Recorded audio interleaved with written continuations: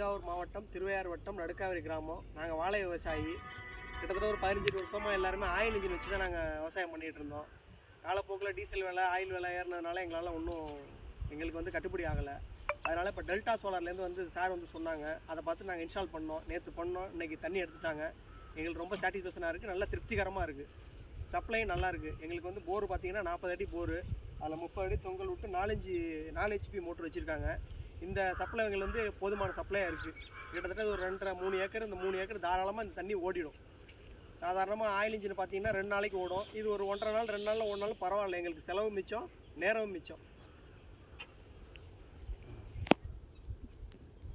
என்ன பண்ண ஆஃப் பண்ணி போட்டாங்க.